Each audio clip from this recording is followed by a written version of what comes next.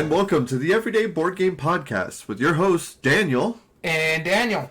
Daniel, this has been a little while since we've done this. Yeah. 6 months? 6 months. No, it's been about 15 months. Yeah. We determined it was about October, September. August through September. August, September of 2021. So about a year and a half later. Mm-hmm. Most podcasts only do this once every couple years. Unless you're the Dice Tower, they do it every year. They do it every year because they play that many. Yeah. But, and welcome to join us, Creative Chaos. Yeah, lurk all you want. We're going to go over our top 100 games, not all in this one podcast. We thought about it. I don't want to be here all night. I got work tomorrow, too. I have a couple propositions for you that I'll bring up here in a minute. Okay. But specifically for this top 100, I had some restrictions when I did this. Because last time I did it, I ranked 285 games. And I remember I looked through my Board Game Geek list and just took out a bunch of stuff that I thought, it's probably unlikely that it'll be top 100. Mm-hmm. Just to try and expedite the process. I didn't do that this year. I didn't do it either. Yeah. I did do some changes. I took some stuff, like anything that's on my Shelf of Shame, because it's in my BGG. That's gone. It's all eliminated. Yep. Also, when it comes to games like Century, Spice Roads, and stuff like that... You kept one. I kept one. I kept my favorite, and that's what I was ranking against everything. I didn't really do that with the Shem Phillip games, because they all play realistically really different. There was a few of those that I did. Like, I have both... I have all the Azules, because I feel like those play different enough where I could justify it. And I have Codenames and Codenames Duet. Yeah, so for me, I took out... I only kept my favorite of the Codenames. That's another thing I took out. And same with the Azul. I only kept my favorite. Because I know, with me, personally, there's only one Azul that realistically could get into the top 100. Yeah, Queensguard, right. Oh, God, no. That is probably... In fact, I don't have my phone with me where all my statistics are. Mm-hmm. I think I ranked 400 games. Okay. I think it was in the 450s. I was in over 850 games. So yeah, well, it took me over 4,000 choices or something to that effect. I think it told me I had to go through 1,300 choices because we did all this through Pub Meeple. Another caveat I did last year, I made some changes and moved things around. Yes.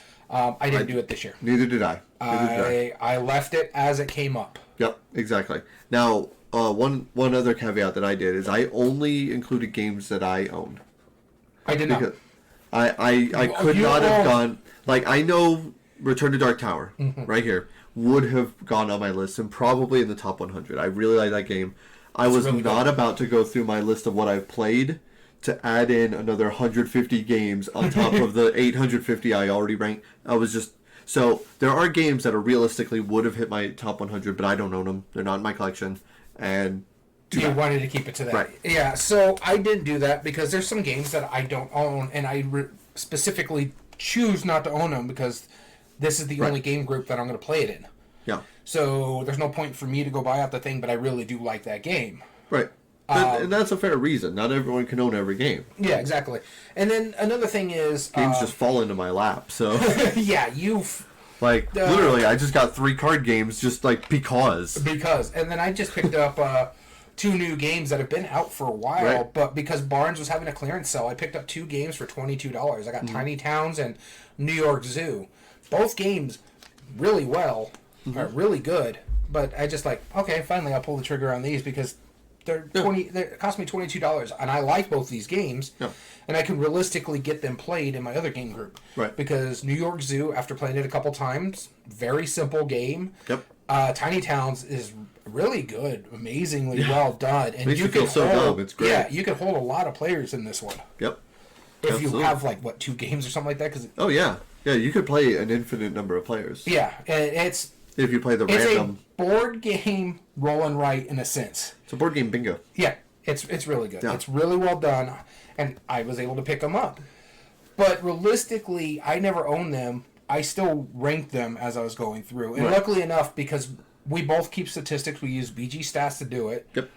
It logs all my plays onto Board Game Geek. And so when I get into my collection, it adds my collections, and I allowed it to add games I previously owned and games that I have played. So it came out to purposefully did not do previously owned. I was not. This already took 2 weeks. And I mean multiple hours a day. Like I was just sitting there. Like it took me about 5 hours to get mine totally done. It took me 5 hours yesterday just to get through the last fifth.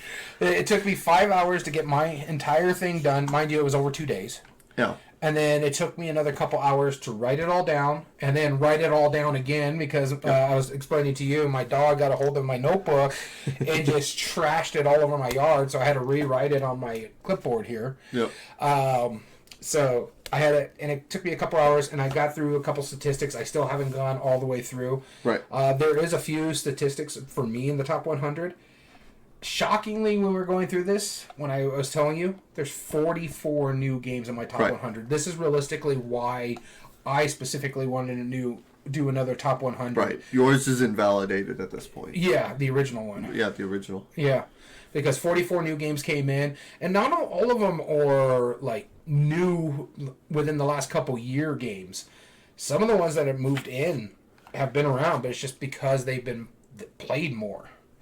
Another thing is there was a lot of movement up and down. A couple games that were in my top 20 are out of the top 100. Yep. And a couple games that were it's just not a spoiler alert, but a heads up. There was a game that originally was ranked 222, and I think it's like in the top 20. It's like 14, 15, somewhere around there. Yeah, it's probably brand new to you right then and there. Yeah, I think it was. But it just because... You know, I've been playing a lot more lately, too. Yep. So I think the first time when it got ranked, I only had played it that one time. Mm-hmm. And now that it's been played more than that one time, it's really jumped up for me. That works. So, you ready to get into this? So, caveat, though. We're not going to talk about what we've been playing. We may do just like a catch-up of like all the games we've played, because this is going to take us about a month. Because it's going to be 5 episodes. We release 1 episode a week. That's right. So, just heads up, we're not going to be talking about what we played. It's going to be probably March when we start talking about that again. Yes. No, but heads up for that what we've been playing episode, because that's probably just going to be 20 games each. And yeah, it's going to be a lot. Just kind of a catch-up, because we've been playing some good games. I will say, though, one interesting statistic about this list is that when I started ranking my list, I played 3 brand new to me games since then. That I honestly I don't think any of them would have fit on my list. But started ranking the games, and I'm just checking my list for this one. One of them did sneak into the top 100 that we played. Okay. That Wednesday before. I liked it that much. Wow. You probably know which one it was. I could probably figure it out. Yeah. Whose pick was it again? Gamehead Geeks. I don't remember which games he played. Or which ones he picked. Oh, you know which one, because you asked for it to be there. That was so long ago, though. It was last week. That was so long. I don't remember. It was 6 days ago. Was it, it wasn't Survive, was it? No, but that one actually was silly. Was moving up there, because it's in the top Survive is hilarious. Yeah, it's the other one. It's the smaller one. But we'll get to that here in a minute, so... Yeah, I don't remember. You ready to get it started? Let's get it started. Let's get the Coin of Doom. As always, we'll flip this. We'll talk starting number 100. We're going to go through 81 today. Strap in. It's going to be a fun one. Mm-hmm. I'll start us off. My number 100 is brand new to the list. Really? Brand new. And in fact, brand new as of a month ago. Okay. King of Monster Island. Okay, yeah, I don't blame you. Yeah, King of Monster Island. I'm actually surprised it's this low, but King of Monster Island was... The fact that you had to go through 800 games, and it still made it into your top 100. Saying that it's this low... Now, let's be real here. Some of my favorite games, like 103, was like Hanamakoji, right? I love that game. That's a really good game. Like, easily my top, 300 are all games that are never leaving my collection. Mm-hmm. But number 100... was King of Monster Island, the newest in the King of series. There's King of Tokyo, King of New York, and then the best one, King of Monster Island. Co-op game, fun little dice game, super fun. Richard Garfield knocked it out of the park. It took everything that was good about the previous two and made it even better, and then co-op on top of it, which is already fun. I don't have much more to say about it, but I like it a lot. Brand new to my list. This is the first new one. I think I have about somewhere between 10 and 15. Not too many new ones, but... almost half my list is new. Yeah, I know almost half yours is. And a lot of them are in the top 20s and stuff like that. Oh, yeah. No, I've been gaming a lot longer, too. Yeah. So, yeah, you have. Not really. Like a couple of years, maybe. 2014 is when I started. Yeah, 2012, maybe. I thought it was like 2010, but anyways. My number 100... That was almost 10 years ago. Wait. Yeah. 2014 was almost 10 years ago. Yeah. Oh, God. All right, no. All right, that was my number 100. My number 100 was 51 the last time we did this list. So it's dropped almost 50 points. Doubled in its badness. I guess you could say, no, it's a really good game. I think it's a big part, too, is that I played the mess out of it, and I haven't played it much in the last couple years. Okay. This is one of my favorite filler games, though, and this is Dragonwood. To the point, I've kept Dragonwood. I sold Dragon Realm. It just never got played. It was fine, but Dragonwood is just so simple. It's... You collect some cards, you try to fight, scream, or was it like stab, scream, or stomp the whatever you're going after. Most points at the end of the game wins. You got to wait till 2 dragons pop up, or you run through the deck twice. Yep. It's a very simple game. It's very fun. We've talked about it a lot, especially in the early parts of this, because that was one of the few games I played a lot of. Mm-hmm. But yeah, I still like the game. It's still in my top 100. It's just dropped 49 spots. That put Game Right on the mark. Oh yeah, that really that set and Forbidden Game Right Island. for me. Those two alone, like honestly, it would be for me. It was Dragonwood more than Forbidden Island. I love Forbidden Desert. Forbidden Island's fine. Forbidden Island seemed like kind of like an offshoot of what they normally do. Yeah. And Dragonwood cemented that. Yeah. They were like, we're just gonna make really fun games. Oh, okay. Guess where my ranking is for Dragonwood? I wanted to check. It's probably 157. 208. Dang. That's how low it had to go. All right, number 99. Your go. My number 99 is actually one of the newer games that we played. It was not ranked when we originally did this because, again, it just recently got played after we originally did our top 100. But I like this one a lot. This is one of the games we consider a damn it Dom.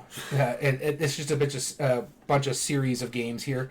This one specifically... we should specify. Our friend is named Dom. And when he introduces us to some games, we have to buy them. Yeah. And that's There's our quite slogan. a few lately. In fact, like right behind me, you see Planet Unknown. That was another one that was like that. But this one I do want to buy. It's just kind of hard to get at the moment. Mm-hmm. And he was even hard for him to get. It was a ding and dent that he brought over. But man, I enjoyed this game a lot. This is about sending your rastronauts to the cheese moon. This is First Rat. First Rat. I loved everything about it. It's intriguing because it's kind of like a roll and move, but without dice.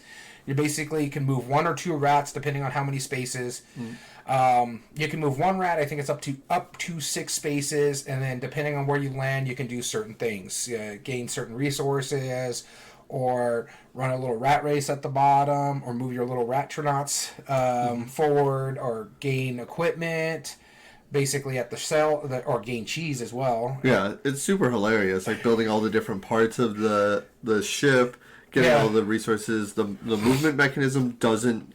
It shouldn't be as good as it is. Yeah, but it is. And the fact that when you move your 2 rats, they have to land on the same colored space. Yep. Even the colors, they weren't great, but they weren't bad. We can see it. Yeah, we can tell a big difference with them.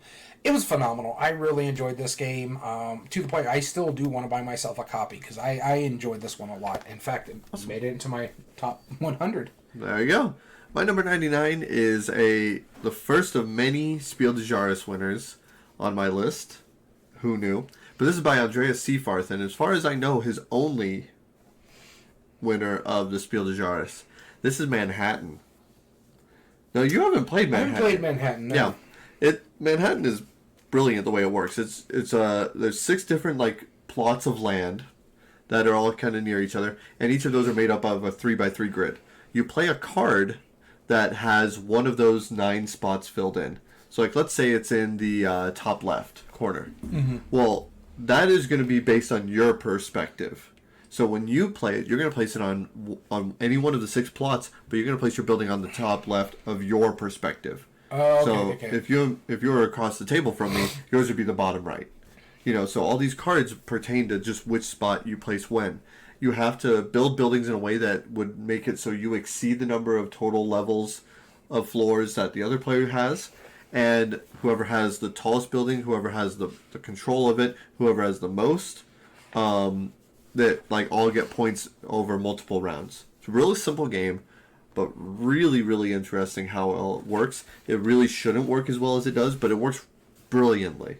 So you just play a card, put down some of your buildings. If you can't, well, sorry. Like, you have 6 other plots to choose, or 5 other plots to choose from. So do what you can. If not, play a different card. Did this get reprinted, or is there another game that's kind of like it, like New York 1901 or something like that? No, New York 1901 is a polyomino game, and it really doesn't hold a candle to Manhattan. Okay. It sounds familiar, but I know I haven't played it. Yeah, New York 1901 is also very simple, too, in that same idea. But really what makes this one different is that card, you have your little grid, and that's based on your perspective of the grid.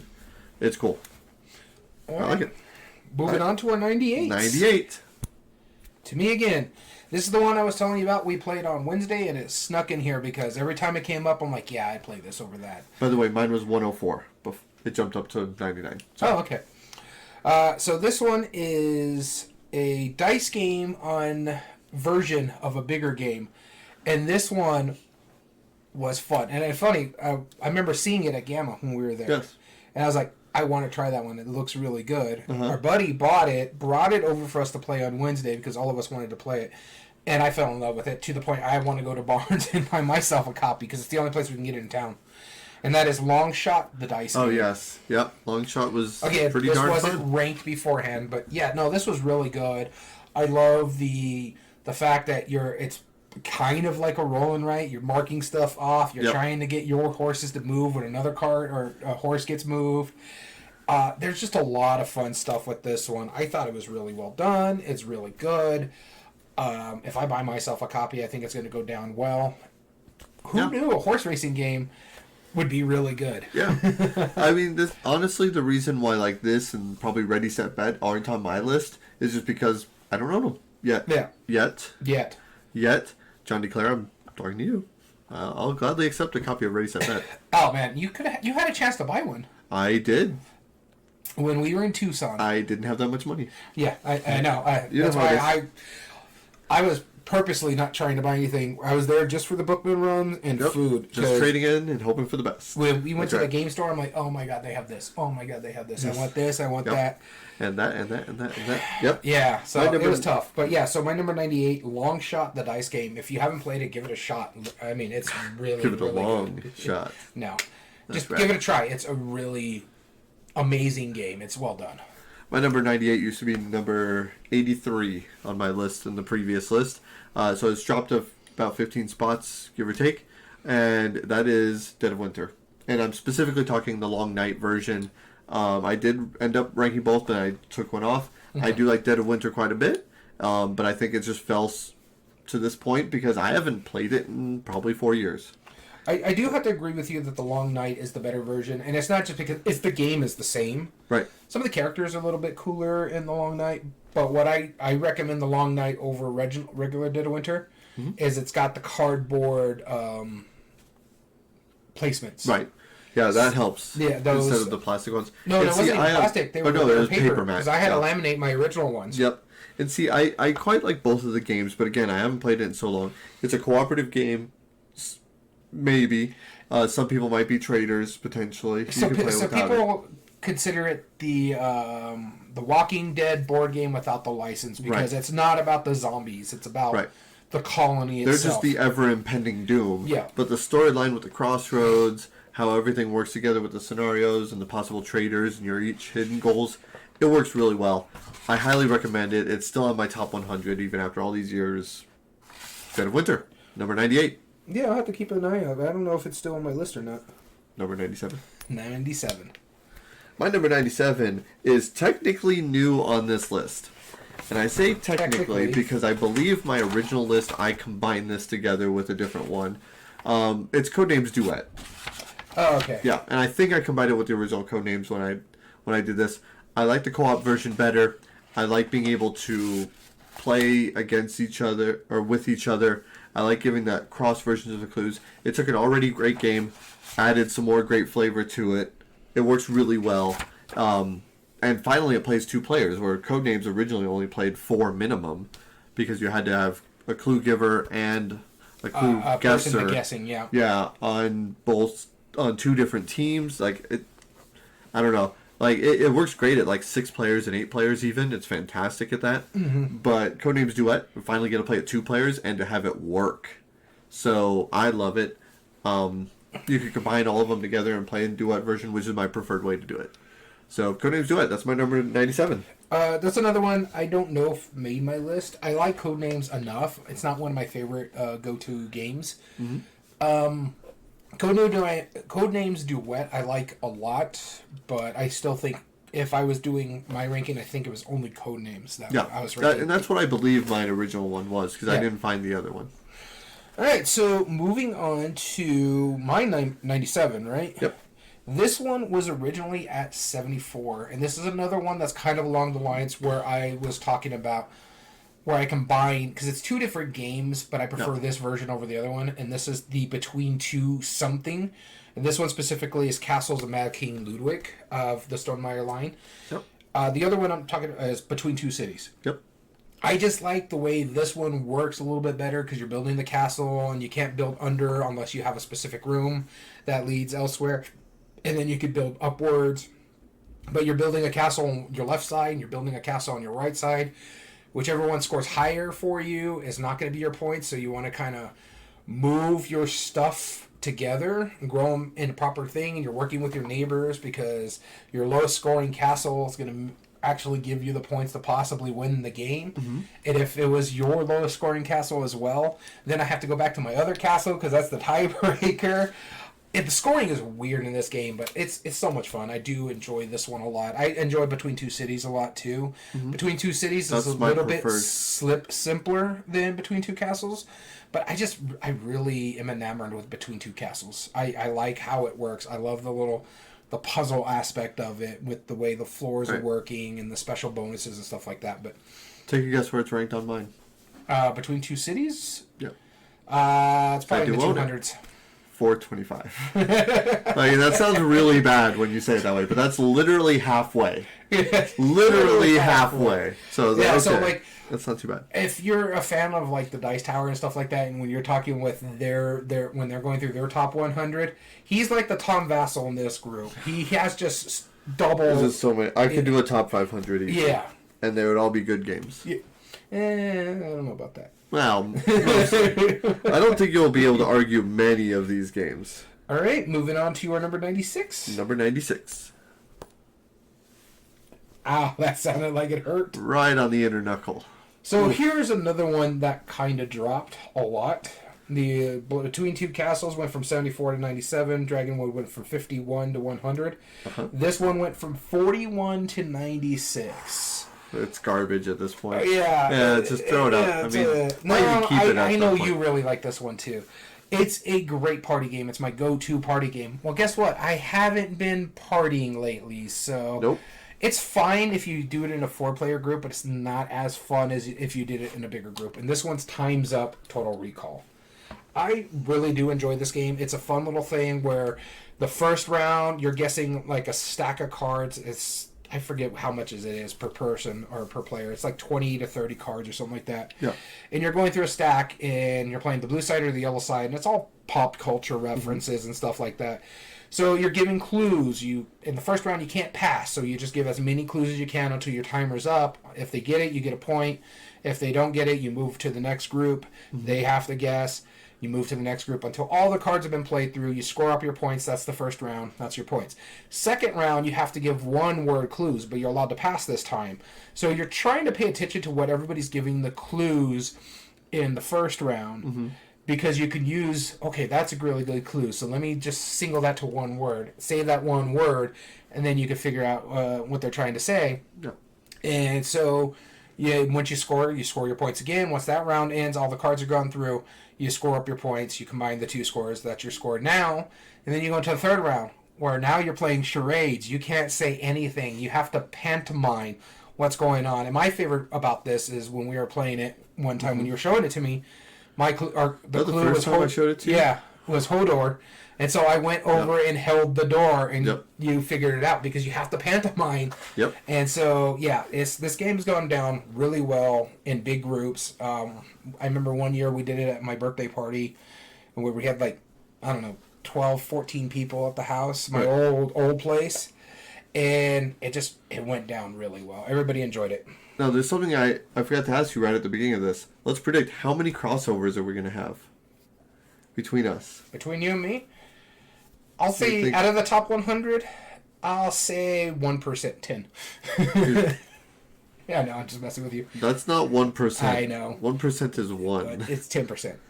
Okay. I'm going to guess actually 20%. Really? Well, no, I think 15, it's only... 15. Yeah, 15 would be a better guess than Let's see. 20. I think 10 will be my go-to. So, you heard it here first. We'll make the guess later. My number 96 dropped a long way from 90 last year. I mean, overwhelming, massive drop. I'm surprised it made it.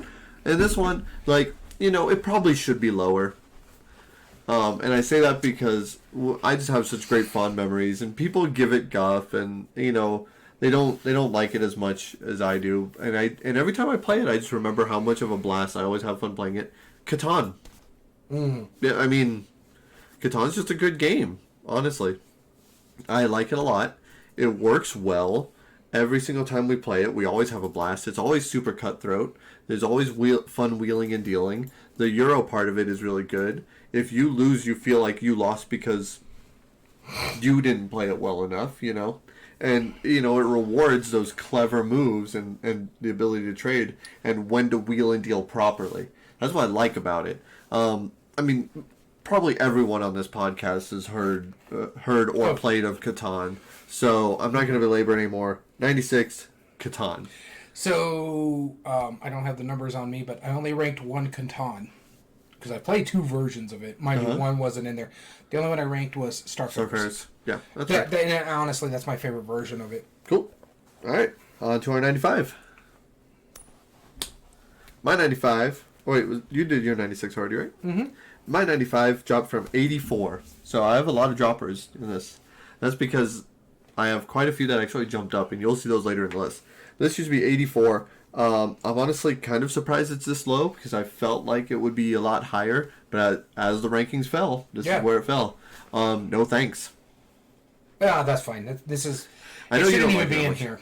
Shut up. I love No Thanks. No Thanks is surprisingly smart. It's very simple. It's not a bad game. It's just a simple little, do I want the card or not?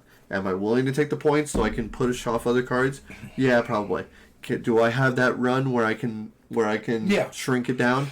Even better. And my favorite part is, when people first start learning how to do this, they're like, as soon as, they get one, it's like, oh, well, if I take this, it's actually going to be fewer points? Yeah, right away. And they take it right away. And I love, when I'm part of that game, and they all look at mine, and I have one that'll make mine lower, and I look around the table, and they don't have anything close to it, and I throw another chip on it, and they're like, why won't you take it? I'm like, if you want it so bad, go ahead. And you kind of it's like that little press your luck where they're, watching me, as I'm pushing my points away. Yeah. And they're like, and then finally, after, 4 or 5 points, it finally clicks to them, they're like, oh, he's ringing us for our points right now. He's stealing these chips. He knows how bad that would be for us. And he's running with it. And so it's that great tension of just throwing chips on it. It's like, I know I need this one, but you need it less. You go ahead. Yeah. You could take my extra chips. I'm okay losing out on that. Go right ahead. Yeah, I love that part of it. That's what makes the game so much better. And so it's always gone over really well every time I've played it. No thanks. That's my number 95, and I kind of hope it stays on the top 100. Yeah, I honestly really like it enough. My thing is, I love small card games. I love interesting card games. Yeah, probably.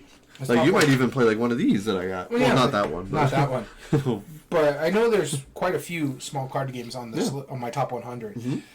I just don't know why I couldn't get into that one. I really want to. There's something weird about it. Yeah. I mean, it's odd. I get why people don't Like, I can't put words to it, but I get why people don't like it. It just might need the right group for it. True. Like, the one or two times I have played it was at the game shop with people I didn't know, so... Oh, yeah, that's true. I bet if we played it with our normal Wednesday group, like, you would probably like it. Well, you thought I would like Suburbia more, and I slightly did. You did like it more. I did. Because you hated it, and now you tolerate it pretty well. No, you have to admit, like, you even had fun during that game. You're like, okay, I get it now. I was having fun with it till towards the end. Then I was just like, oh, yeah, I'm tired. But you understood it. You got it. You finally figured out, like, why does everyone like this game? Okay, I get it. I get why they like it. It really did kind of overstay its welcome for me. Like, the last 2 or 3 rounds of it, I was kind of like, okay, these stacks need just to be slightly shorter. Sure. But other than that, it's not bad. Will they make Suburbia Express? It's a possibility, yeah. Well, they already did. I prefer that version better. What version? What Quadropolis. Oh, Quadropolis. That's a very different game. Very different. It is. But anyways, my number 95 is a game that I'm probably the only one in my group that likes it. I'm sure of it. I do. It did drop. It was originally 92. It only moved down 3 spots, so it's not as big as some of those other drops. Yep. But this one is just because I can't get it to the table all that often, because I know you're not a big fan of it. You think it's a little too lucky at times, and there's some fiddly stuff that you don't like. And this one is Abomination: Heir to Frankenstein. Oh, yeah. I'm out. No thanks. I do want to try it with the new rules set that's on Board Game Geek from the designer that streamlines it, make it quicker, doesn't play as long. It's a very long game. Originally how it's played. It's very lucky if you're trying to animate your monster, your body. It is entirely determined. You would have won had you rolled well on the last roll. Yeah, no, but I still really do like it. I love the theme. I don't know why, but I'm a very big fan of morbid themes. Probably from my morbid's awesome. From my days of being in healthcare. A mortician. Oh yeah, close. Sorry. Yeah, it's just being in healthcare. You have to deal with that stuff all the time, and so you have like a weird sixth sense of humor. Mm-hmm. And this is right up my alley. Mind you, I love Mary Shelley's Frankenstein. I love every iteration I've seen of the movies. Dean Koontz's version of it was really good. It's like a 5-part series where he's like the monster of Frankenstein is like a detective of sorts. It's really interesting. In fact, because Unmatched has Dracula and the Invisible Man, I want Frankenstein's monster in Unmatched. That's how much I love this series and this thing. Yeah. And yeah, I don't think it's going anywhere. I really, really do enjoy this game. So, number 95, Abomination: Heir to Frankenstein. Now, just to let everybody out there, try it if you want to, but be very informed that it's a very morbid game. You are either digging up body parts, or you're getting fresh corpses from the morgue, or you're straight up unaliving people. Unclick. Oops. So oopsies. I really do enjoy this game. And like I said, it's still in my top 100. It's been played maybe twice in the last 5 years. Okay. And I think it's mainly because of the theme. If there was a solo... Huh? That it's only been played twice. Well, that's why it's staying in the top 100, because it hasn't been played all that much, but the theme still that theme is fantastic. I wish it were a good game. That's what I said. I want to play it again with the new rules and see how it goes there. Right. I don't disagree with that. I just, that was such a drop of the ball when we played it. Yeah. Like, you're the one who lost, and I felt annoyed by it. Like, you went from first to third out of 4 because of one roll. Like, one roll. Nah. That's broken. Number 94. Starting with me, huh? Mm-hmm. This is the third new game in my top 100. This, honestly, I don't know why we had never played this before. This is a Stefan Feld game that we both tried for the first time this year. This one is underwater themed in a sense. Yep, I already know what it is. I love the mechanism where you're going up little ramps, and it's got this little thing over here to get your rewards for this, but you're using your workers to open these spots, and you're trying to fill these spots. It's Aquasphere. I was 278 for me. That's not too bad, especially since it's relatively new. It's such a fun game. I enjoyed it a lot. It's actually moved into one of my favorite of the Stefan Feld games. I think there's not too many, but there is quite a bit littered in my top 100. Mm-hmm. But yeah, just for... A few sprinkled on there. Yeah. You know. I wouldn't be surprised if there's a Stefan Feld in every section of this thing, because we've played a lot. I bet you there's a Phil Walker Harding in every section of yours. Just about. Actually, I believe it. I don't see a Phil Walker Harding on this section, because a lot of them... because there's Stefan Feld. Yeah, they're going to be higher up. There's also another Stefan Feld on this one, but we'll talk to that when we get there. But Aquasphere, it's so good. I was really enamored with it. We play it. I do want to play it with a bigger party. Yes. Because we only play 2-player. But yeah, it's phenomenal. I really like it a lot. I had a great time playing it, and I want to get to the table again.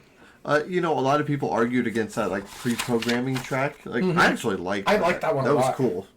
I thought it was really smart. Yeah, so my first Phil Walker Harding will be on the next list. Fair enough. All right, my number 94 was 68 last time. So it dropped nearly 30 places. And that's nothing against it. I just played so many good stuff. Dice Throne. And I've since acquired all of the Dice Thrones since then. So you'd think it would climb up more, but it's just that many more games that jumped up into the list. That's the only reason why.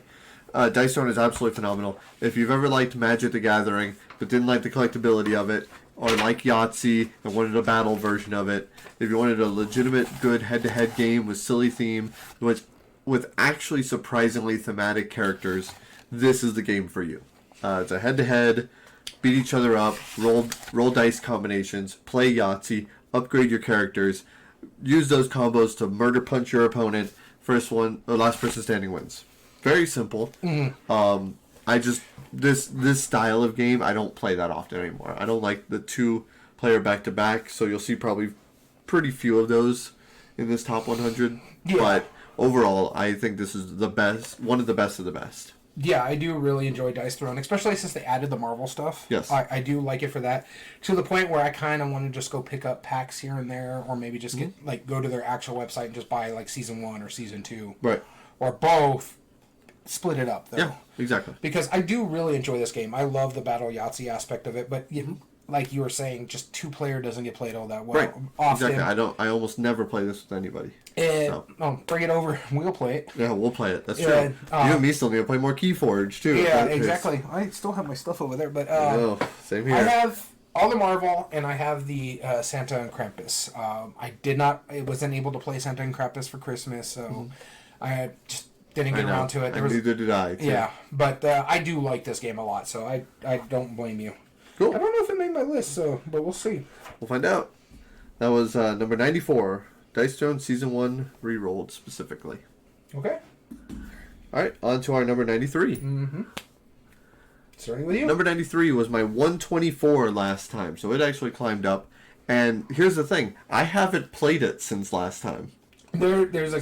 There's games that have climbed onto my list that I haven't played, but it's one of those weird outliers. But every time I was ranking, I'm like, man, this is a fun party game. This is 6 to 12 player party game, minimum 6, and works really well at 12. I'm talking really well at 12. Is this that party playoff one? No. Okay. No, because that could be a minimum 4 easily. This is a minimum 6, which is more than Resistance even, but it plays up to, I think, 12, and it works really well. It's a very simple game where you're all trying to be the person to stay in longer than everybody else, right? You're the last person standing. Is this Last Stand? Dead Last. Dead Last. That's Dead Last. Yeah. Oh, God, yeah. Oh, God, I love it. I love it. It's so good because it's... I have one problem with this game, and only one problem. I played it with Jim. That should be why it's so fun for you, because that's why I like it. It's so ripe for shenanigans. Well, the way it works, shenanigans is that dude can get into everybody's head. Oh, yes, he can. That's why he's so good at it. So the way the game works is simple. You have all the characters around, and you have all the cards that represent each character. Mm-hmm. On your turn, you're simply going to vote for one person to be eliminated. Simple, right? Yep. But you have 90 seconds to talk, discuss, make promises, break promises, whatever you want. Accidentally show your card to somebody, demand that they're the ones out, because not only does the person who gets the most votes get eliminated, everyone who didn't vote for them also gets eliminated. Yep.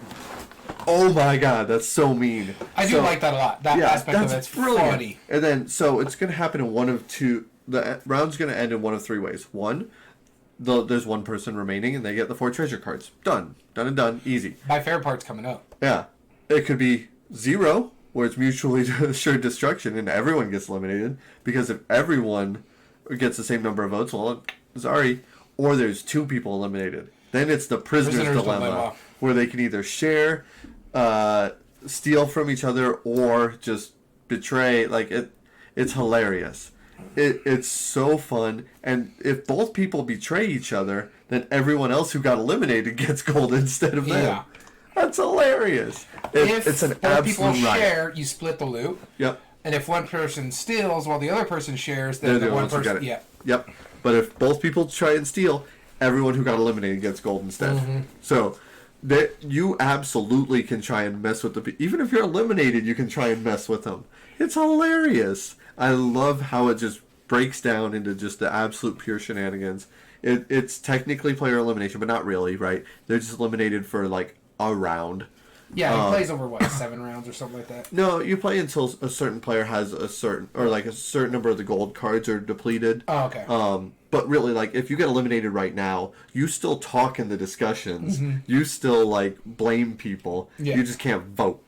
Yeah. So, and after that round's done, then you come right back in, right? So it's totally fine. It works really well. And it was because of just all those fond memories, I just kept pushing it up, and now it's back in my top 100. Number 93. All right, so my number 93 is continuing the fall of games. Now, I know specifically why this one has dropped.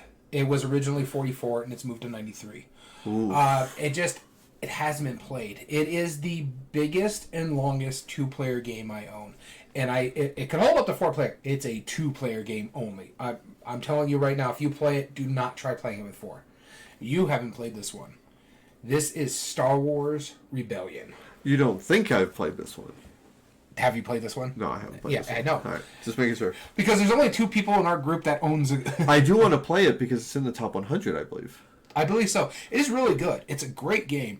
One side's playing the Rebels, the other side's playing the Empire. The not Rebels, yeah. The Empire, and you're fighting it out. The Empire is better equipped than the Rebels. The whole point of the Empire is that they want to take their Death Star and blow up the Rebel base. The Rebels are trying to meet a certain amount of goals to disrupt the Empire, and so it's a bit of a struggle. The Rebels do have a hard time at the beginning because they don't have the resources the Empire does. So I really do enjoy this, but I haven't played it in 2 years. I just think it's a really good game. It's a fantasy flight game, so right. Therefore that tells you it's quite a long game.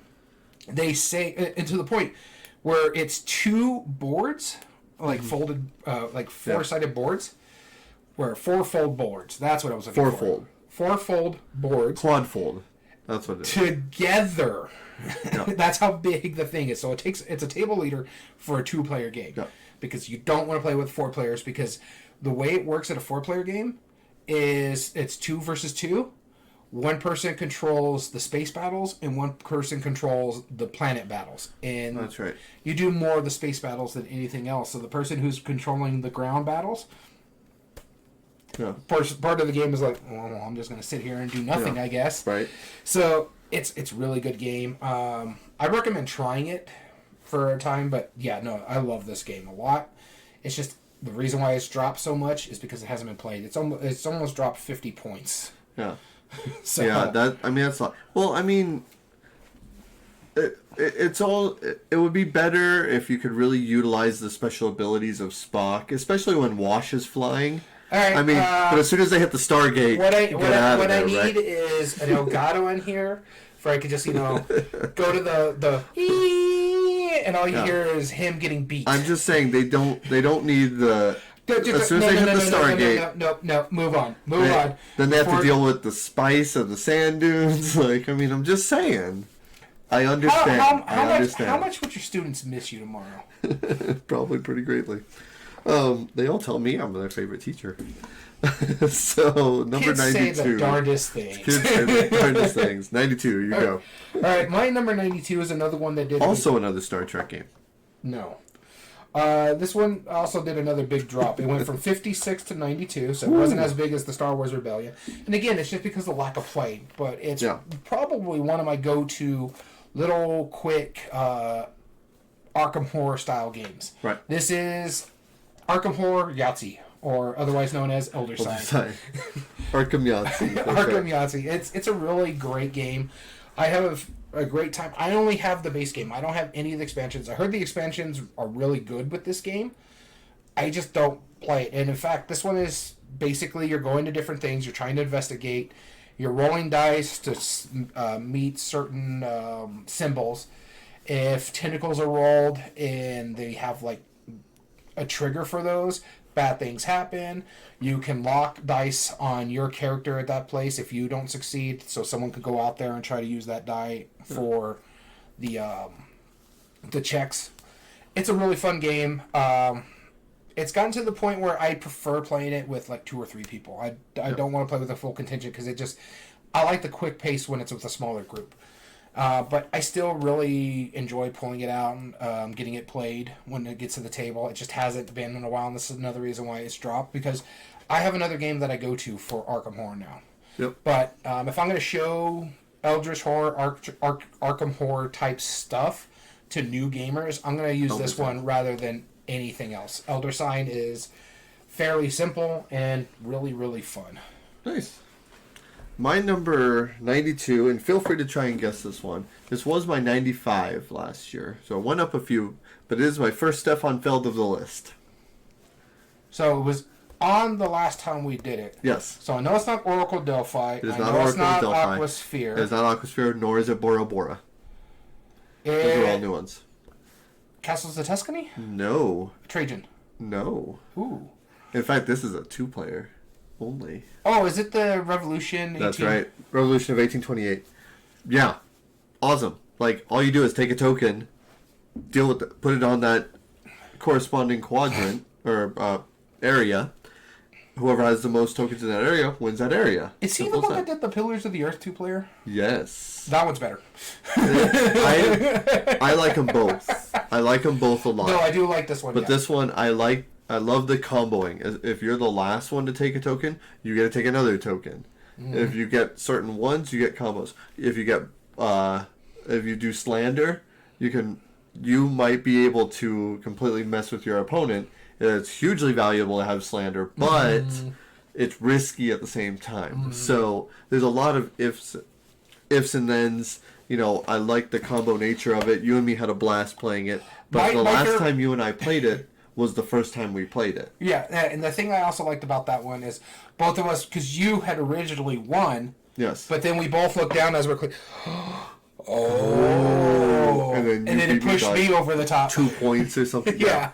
No, when we played that was how memorable that game was. Yeah. That's the last time I've played this game. I did really enjoy that one. Right? Exactly. And that was at your old place. Yeah. That's how long ago that was. Yeah. It was before the lockdowns even. Yeah, I was like, what, 2019? Something like that. Yeah, it was a long while ago. I think it was from one of your Tucson runs you picked it up. Yeah, because you were visiting your family down there or something like that. Yep. That's a really good one. I like the tug-of-war aspect of it because you're basically trying to control 3 or 4 different areas to get points and win. Exactly. So I did enjoy it a lot. Like I said, I prefer the Pillars of the Earth one. Sure. I forget what that one's called, but that one was fun. Builders of the Pillars of the Earth. Builders of the Pillars of the Earth, yeah. By the way, I finally got a copy of Pillars of the Earth. I know I want to play. I know what we're doing tomorrow. Maybe. No, that was my number 92, Revolution of 1828, Stefan Feld. Praise be. Mm-hmm. Moving on to our 91s. 91. Hey, speaking of Stefan Feld, this was 91 last year, and it stayed in its exact same spot. Okay. So weird. Stefan Feld. Yeah, I think it's the only one that actually has stayed in its same spot in the entire list. Is it Trajan for you? No. Okay. All right, so now I have to guess it now. Carpe Diem? Nope. I mean, it can't be Castle Burgundy. I don't think Carpe Diem is in my top 100. Okay, it can't be Castle Burgundy. I know that would be higher. Okay. Right? I'm right? We'll see. Okay. I'm assuming that's right. And I don't think you played Castles of Tuscany by then. Did you? But at the original time, no. At that time, no. Okay. So 91. Oh, what are some of his older ones now? It's not that old. I know it's not that old, but like Merlin. Yes. Merlin. Gotcha. Okay, keep going. Merlin. It's Stefan Feld's roll and move. He actually made roll and move fun. Because you have... 247 for me. Yeah, I don't blame you. You only played it the one time. Honestly, I think if we've played it more, you would like it more. Probably. Because what happens, you get 4 dice, 3 of your color and a white die. And I think the Arthur expansion gives you a 5th die. It's a black die. But anyways, going back to base game, you're rolling 4 die. You use your 4 die to move Merlin so many places. So if you use a 3, he moves 3 spots clockwise, or your character clockwise on the rundown. Yes. And then whenever your character lands, you get to do that specific ability. Okay. However, if you're using your white die, you can move Merlin forward or backwards, how many spaces. And the big thing about that is not only are you helping yourself by moving Merlin moving forward, because I know Danny really wants to go to that spot, and Merlin's the only one that can hit it for him. So what if I move Merlin 2 spaces? Because 1, I really do need to go to this spot. Yeah. And 2, he didn't roll a 1, so he can't go back 1 space to hit that spot. So I love that aspect of it. It's slightly mean, but it's more so you're still getting something really good out of it, as well as blocking your opponents from doing something they really need to do. That's right. Because there's a little area control in it. There's a little, you want to put your specialty workers in certain tints and stuff like that. There's a lot going on in this game. It's, for me, it's kind of like Trajan, where you dabble at a little of everything you have. Because in Trajan, you have like the 3 areas. You got the war. You have more than 3. You have 6 areas. Yeah, but it's like the 3 parts of the board in a sense, because you have the war area, then you have the Senate area, and then you have like the market area where there's many spots that you can go into in those areas. And Merlin's kind of like that, only it's like you got a little area control over here, and then you got a little set collections over here or resource over here, and so you got to be smart about how you're playing it. I do really dig this game. I need to get it played more, and that's part of the reason why one of my game goals this year is just to play more games off my shelf. This is one of those at the top of my list that I want to get played again. Yeah. And so my number 91, still my number 91, Merlin. Awesome. My number 91 used to be 49. Hey, that's a pretty big drop. It's a pretty big drop. It's a Uwe Rosenberg. It's not in his 2-player line, is it? It is. It's Patchwork? It's Patchwork. Yeah, I was. Again, if you didn't guess it right away, I would have said it's not about farming because there's that. That's Patchwork. There's like 2 or 3 that aren't about farming, but kind of. I mean, there's more than that. I'm being facetious. There's much more than that. But yeah, his 2-player line, Patchwork, one of the best 2-player games that I own. 2-player exclusive. There's a cool little polyomino game. I don't tend to like polyominoes that much, but this is certainly one of them. You move the pawn 1, 2, or 3 spaces, take the tile. That costs you time and buttons. Buttons are the currency. However, certain tiles will cover up spaces, thus eliminating negative points. But also, you're trying to get like maybe a 7x7 grid to get a bonus at the end. But also, some of those tiles have buttons printed onto them, which every time you move a certain number of time, you get that as income. So every round you can do that.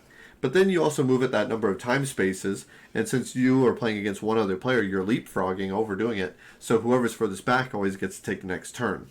So it's such a cool little puzzle. You could combo it where you get multiple turns in a row, then finally jump ahead, and then you'll be set for a while, let them pick up like the pieces of wherever they were, trying to figure out like, oh, if I'm going to jump ahead, how do I want to put it in a place where you're going to get a tile that's not very good?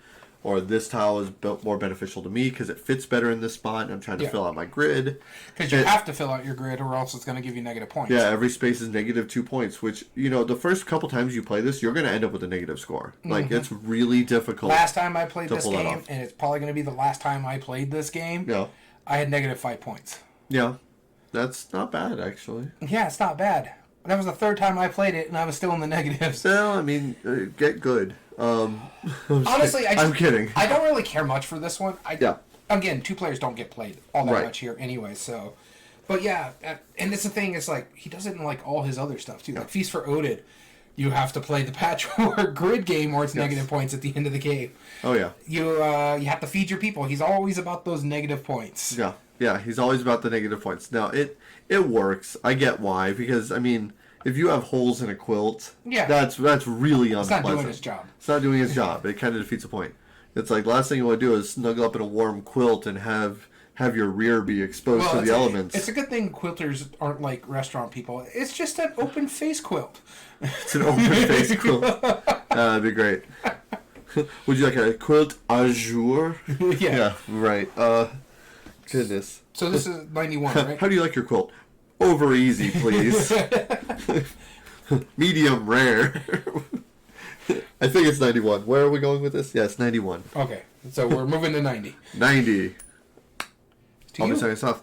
So earlier, you were talking about a game in your collection that it's probably only in the top 100 because of the theme. This is a very dark, macabre theme.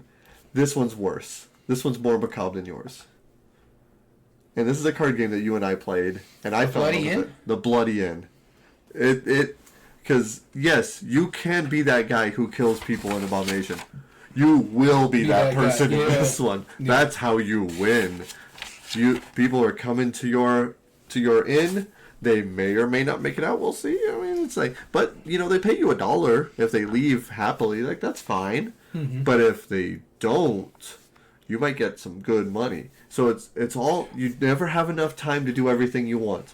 You always kind of want to trade in for some stuff, or kill a few people, bribe some people to make it easier to kill them. You want to bury the bodies, especially if police officers show up. Oh, yeah. Because then you have to bribe them and pay them to go away. Like, there's nothing about this game that it's like, oh, you're being good people. No, you can't choose to opt to do that. We're basically freaking the Bates Motel. Yeah. Oh, yeah. Yeah, it's straight up. We're just luring terrible people in. And what I like about it too is that if you're okay with that theme, it's worth it. I get why some people aren't. Yeah. But the art on it is so dark. It's so creepy, and it fits it well. Like, not the way that it's like almost abstracted, the way they look. Mm-hmm. Everything has dark contrasted. It looks really scratchy. It looks like it was haphazardly painted, but it looks good at the same time. The whole motif of it, I like everything makes sense. I want to pick up a copy for myself. That's how much I like it, because there's a good solo mode in it. I heard. I haven't played the solo mode. I don't try to play that, but after you and I played it, I was enamored with it. Then I played it a few months later at another person's house and taught them, because they just happened to have a copy, and it's not a super common game around here. No. And so I was like, I'll teach you. And then we sat down and played a 4-player game. And it was, it's a hard learning curve at first, but once they get past that hurdle, after I left, they said they played it again right after I left. The big thing about that is that rule book is a little bit because it doesn't because it explains everything, but then it's like, oh, if the police are there, they didn't explain that the police symbol is the gun. Right. It didn't clarify that in the rules. So that was, at least not that we saw. Yeah. So and that was a little throwing off. It's still so good. It was fantastic. And this is brand new to my list, so The Bloody Inn, number 90. So that was really fun. And it's like, they're multi-use cards. I love multi-use card games. Yeah. You can use them as the currency. You can use them to trade for other cards. You can use them for the building. Or bribe them. Or bribe them for their action ability. Yeah. It's super cool how it works. If they put a happy theme on it, I don't think it would totally work, but I think a lot of people would fall in love with what it does if they did do that. I understand why some people don't like it, but it was really good. Yeah, it's a dark theme. Yep. Moving into, we're on 90, right? Number 90. This is the 4th game that is new to my list, but this one was actually ranked beforehand. This is the one I was talking about. I haven't played it since I did the last ranking, and it just kind of jumped in here because I like this game a lot. And it's one of the ones I don't own. Our mutual friend Dom owns this one. It's a worker placement game about building cities underwater. Underwater cities. Well, I'm trying to think of what game has underwater cities in it. So it was my... It's not Aquasphere. It was 108 originally. And I like this one a lot. It's just not something I need to pick up for myself. C-Lab? No. Oh god, he's going to be like this the whole time. But yeah, no, it's a phenomenal game. It's a great worker placement game. But again, as I was mentioning, it's not something I need to own. I think it's a little bit more on the fiddly side than my wife would like. Abyss. Yeah, you're getting ahead of yourself over here. No, you said underwater. Like, oh no, they don't have cities in that one. Never mind. Go on. Sorry. No. Aquatica. Is that it? I would say dive, but Underwater Cities, my number 90. All right, on to our number 89. And we're halfway through our episode today, guys, and he's already given up. I love this. So it makes me truly happy inside. My number 89 was originally number 73. I remember this one originally was my surprise when we did our original top 100 because we had only played it the one time, and as like Long Shot the Dice game, it was fairly recent when we did the original one. I haven't played it since, but it's still in my top 100. This one is Juicy Fruits. Oh, wow. Okay. I still really do like it. I own a copy. It's another one that I was talking about with like Merlin. I want to get to the table again. And so it stayed in my top 100. It moved only like 16 spots. So it didn't fall too far like some of these other games. It's phenomenal. It's like those slide puzzles when you were growing up as a kid. But this one is like you slide a piece of fruit and you get that many pieces back, or it's like a fruit disc, or it allows you to do some other stuff on the board. Basket. Yeah. There you go, basket. And you get that many fruit depending on how many spaces you moved it. So you want to take stuff off your board, put it elsewhere like your boats, ship them out for contracts because it allows you to open more space to get more resources.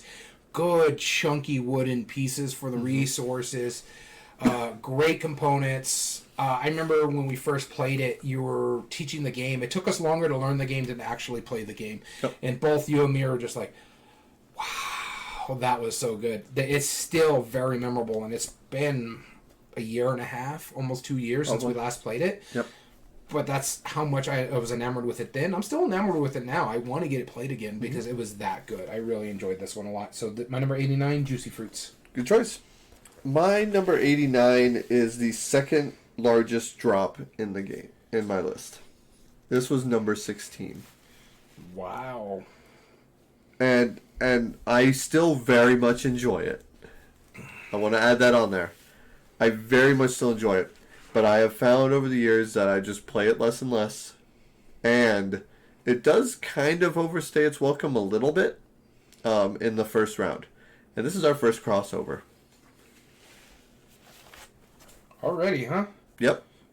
First crossover overstays its welcome. What was the other thing you said? Specifically, it overstays its welcome in the first round of 3. Time's up. Time's up. And that's just because the 40 cards, like, the first half of the game, or the first round of the 3 rounds... is the longest. Is longer than the other 2 combined. Yeah. And then and it's just because I don't want to teach it again and again. Like, I still will happily throw this on the table and say, let's play Time's Up.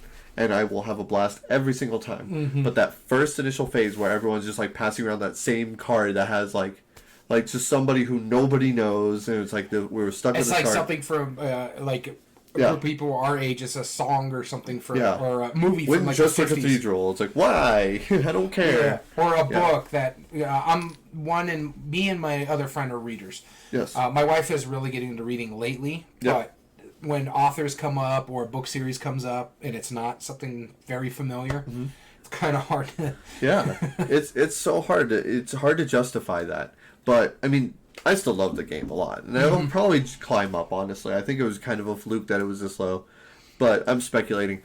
Time's up. Exactly what you said. That's my number 89. Phenomenal game. Yeah. All right. That was 89, right? Yep. Moving on. Because I already said mine. Mine was Juicy Fruits. 88. That would be me. This is another new one on my list. 5th one so far. But this one, again, just like Underwater Cities, this has climbed into the top 100. It originally was ranked 124. Okay. And I know why. It's because one of those things I was telling you about, it gets played a lot more. Yes. Because after having a big, grandiose game of, let's say, role-player adventures or something, we just want something that, little filler, little quick card game. This one's by Panasaurus. This is actually my favorite Panasaurus little quick card game in a sense, because they got quite a few.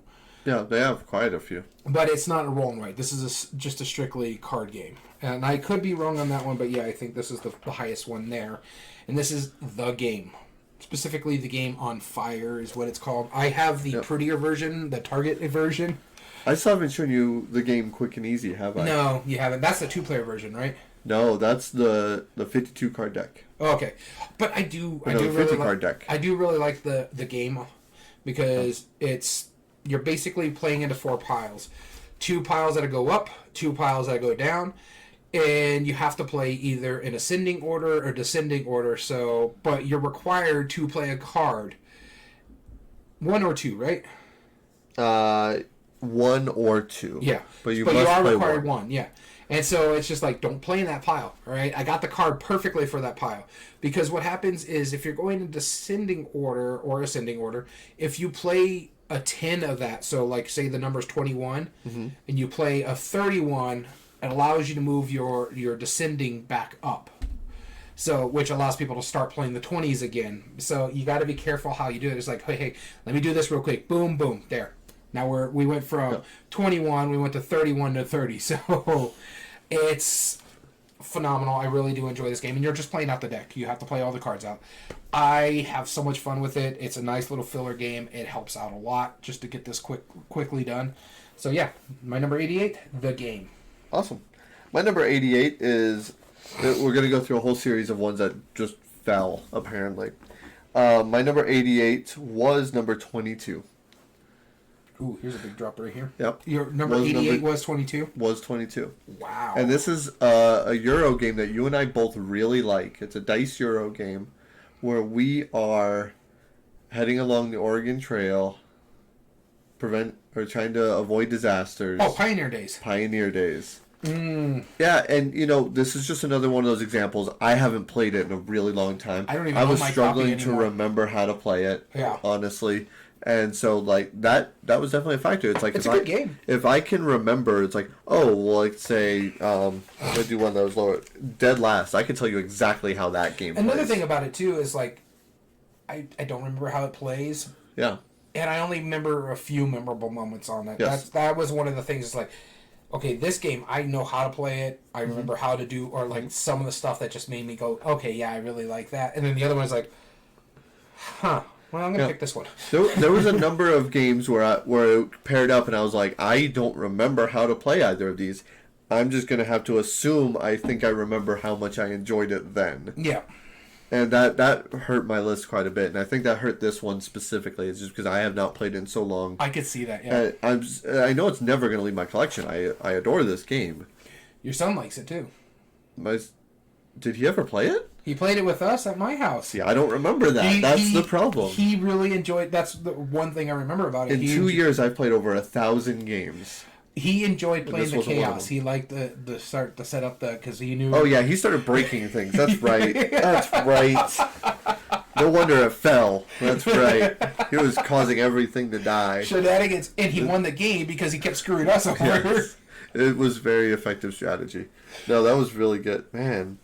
And he's only 13 now, so he probably was 11 or 10. Yeah. I think he was 11. Yeah. Because it was at my own place. I've been here a year. Yes. So it was before all the lockdowns, so it's either late 2019, early 2020. In fact, I know it was late 2019. So it would have had to have been when he was 10. Yeah, I remember it was late 2019 because I think I sold it in our trip in 2020 before all the lockdowns happened. That explains it. Yeah, the Pioneer Days, my number 88. There you go. All right, moving to 87, starting with you. 87. My favorite number, this one dropped from 76. Not too far. I know you absolutely hate this game, and you're going to... That doesn't mean much. It's Reiner Knizia, that game that you really dislike. Lost Cities. Math the board game. Okay. Oh no. Sorry, Math the card game. Math the card game. Yes, get it right. There is a board. No, Lost Cities is fantastic. I mean, it's very simple. It's almost like a Press Your Luck in a way. You're playing cards in ascending order. Mm-hmm. And you can have multipliers beforehand, but you have to make those deals before you set out on your expedition, which makes sense. Now, every expedition that you start, no matter what, will be at minus 20 points at the end of the game. And that's on purpose because that makes sense, you know. If you set out to actually go do something, if I'm like, I'm going to go to South Africa, I'm going to go find this thing, you know, it's going to cost money. And your goal is to bring back these treasures and these findings to gain profit. So you have to trust that you know what you're doing when you play each of those rows. You could avoid negative points real simply by just not playing cards in those rows. But that's also, you don't gain points by doing that. You just avoid the negatives. It's a great little 2-player card game. It works off of the idea that, like, Gin Rummy, for example, if I discard a card, you can take the top card of the discard pile. I'd rather play Gin Rummy. Well, the problem with Gin Rummy is that if I discard a card into our discard pile, that's the only card that only the next player can take because everyone has to discard. So the problem is, if somebody picks up that card, take it in, and you're 2 players away from me, and you want the card I discarded, there's no way you can get it mathematically. This has 5 different discard piles, so I can discard one thing here, pick up something from there, you can pick it from there. It works. It works really well. I'm glad I'm putting him to sleep because I think this game is awesome. Lost City, 76. Doesn't get much better. That's my number 87. Let's put it this way. I played both Lost Cities, the board game, and Lost Cities, and can't stand either single one of them. And it's funny because people are talking about, like, there's another version of Lost Cities, the board game. I think it's called Keltis. Keltis, that's the one that won the spiel. Yeah. And I'm like, well, I didn't like that one, and I don't like that one. I don't think I'm going to like that one, though it's pretty, because I saw it on the Dice Tower Top 100. I think it was on one disease list. It's a pretty-looking game because of the stones and stuff like that. Not going to play. So my number 87 is actually one of the few games that moved up from the original list. Moved up 13 spots. It originally was number 100, and now it is 87. And I think it's because some of the expansions, I like some of the characters that were added in the expansion. I've played it a couple times now, since the last time we played it. A few times, actually. And this is Disney Villainous. Oh, okay. I do really enjoy it. I still think Prince John's one of my favorite characters, and that was in the base game. Yep. But the fact that they've added Lotso Bear from Pixar, Madam Mim, one of your favorite characters. Mad Madam Mim. And some of the other stuff, like the Gaston characters. I like the Dr. Facilier from... he's fun.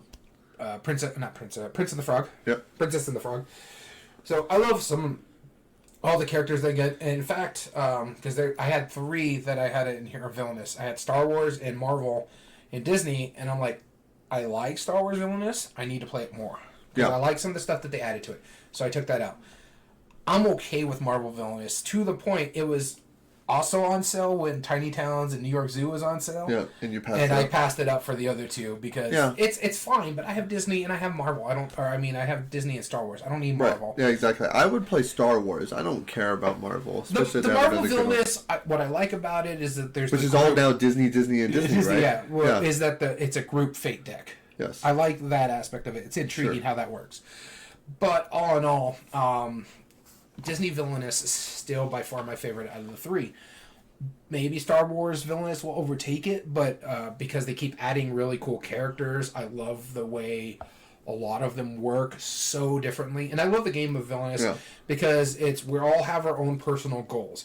And you have a really cool player piece that you're moving across your board to do different things for yourself. If you go here, it allows me to pull a fate deck on someone. It allows me to gain some power tokens. It allows me to put out a hero or move something in my thing to meet my end game goal.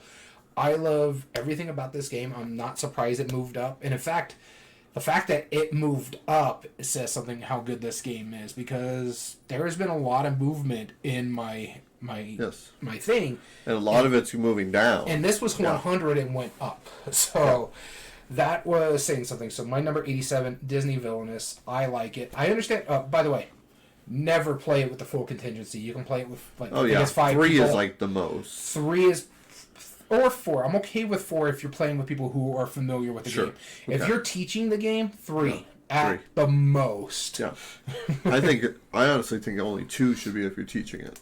Yeah, well, I agree. But if you're teaching 2 new players and you're playing with them, it's fine because it allows you to concentrate on your thing that you know how to do, and it allows you to teach how your other people are. Because I played it recently with 5 players, and one of them was new. The other people, I don't have to worry about them. I can explain how their character works. I'm like, okay, now I get how your character works.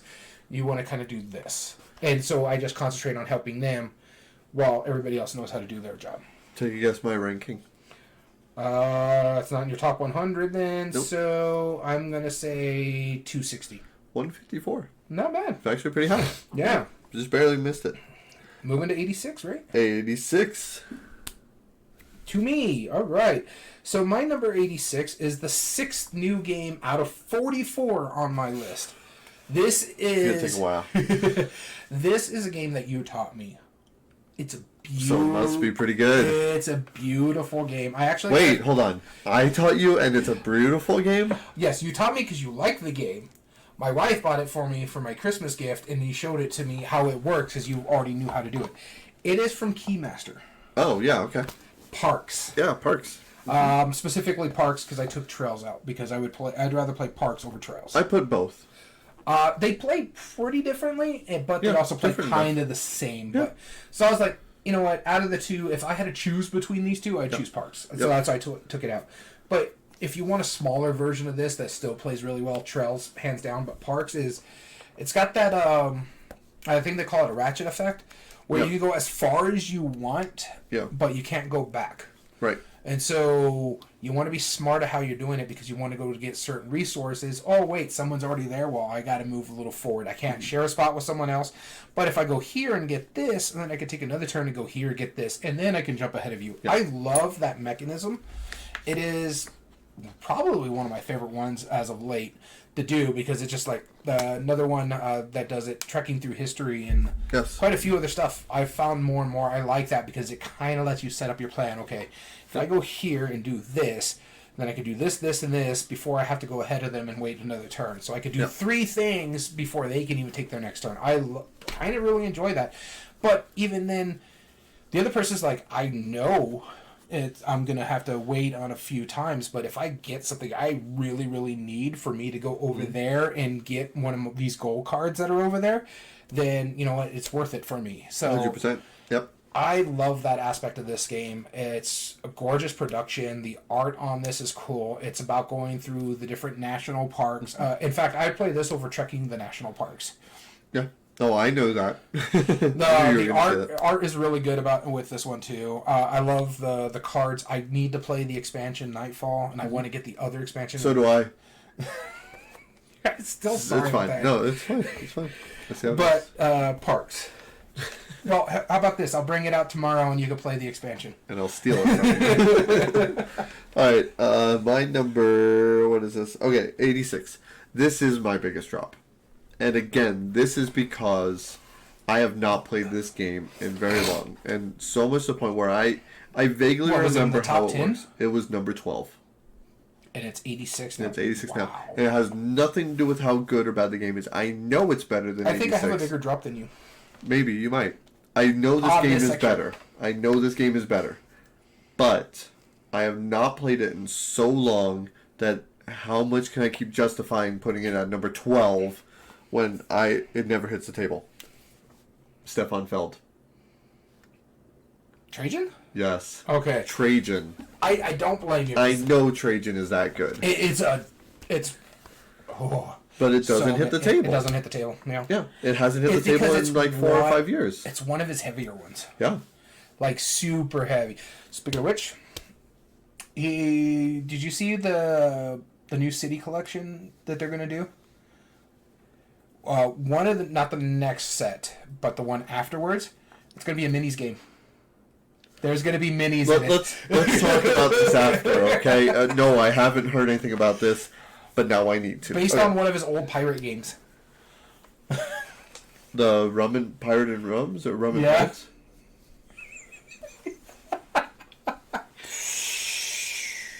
But yeah, Trajan is my number 86. But it's so good. I understand why it dropped though. Yeah, you have the Rondell mini game, and when you put your tokens on the spot, you get joined into the other mini game, and there's 6 different mini games that do all different things. Oh. You can either have area control on Italy, or you can, of Europe really. You have the war game up in the north. Yeah, then you have the little combo-y thing where you're getting extra actions. Control the Senate in the south. You're trading goods. You're getting more bonus tiles for your... like controlling the Senate. Yeah, there's so much going on. So much. But it's awesome. It's so good. I need to play it again. In fact, there was actually, when doing this ranking, there was a number of games where I thought about starting to track them, where it's like I literally don't remember how to play some of those. Like in any aspects, and I'm like, I need to make sure that hits the table again, so I can justify just how much I enjoyed it. Like, and I know I'm going to play them and go, why haven't I been playing this lately? And I'll have to look it up, but from what I'm seeing here, it didn't make my top 100, and you know how much I love that game. Yeah, Trajan's awesome. Yeah. So that's my number 86 because in fact, of that. I own a copy of Trajan I haven't played, but I wanted to own it because it's Stefan Feld. Yeah, why not? All right, Trajan, number 86. All right, moving on to 85. 85.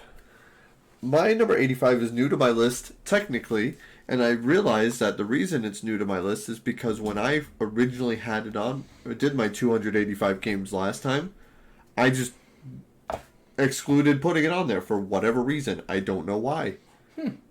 Resistance. Yeah.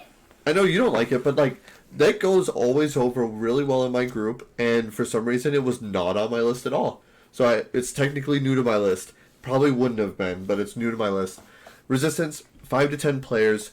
It is social deduction, but every level of what you're doing will tell you a little bit of information. There is one person who is picking who goes on the team.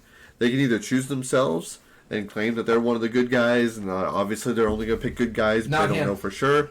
Or you might be the spy, which everyone claims that I am, which is only true some of the times. Every single social deduction game I have played with you, and surprisingly, one of my least favorite mechanisms or game styles of games, I have played quite a bit. You have been a villain at least in every single game. So out of all the Stephen Rhodes games, let's call the Exorcist one, that's the social deduction one, kind of. I mean, it's not really. It's a hidden role, really. But since you change the roles every round, I think you might enjoy it. You might be able to tolerate that. That might be the second exception to the rule, because there's only one social deduction game I will willingly play. Deception? Right? Yeah. I didn't even make my top 100. No. Yeah, just because you're willing to play it doesn't mean that you're that excited to play. No, the Resistance has always just gone so well in my group, and it really should have been on the list, and I think the only reason it wasn't before is because I neglected to put it on for whatever reason. I've played this one. I've played what is it, Avalon? Avalon, yeah.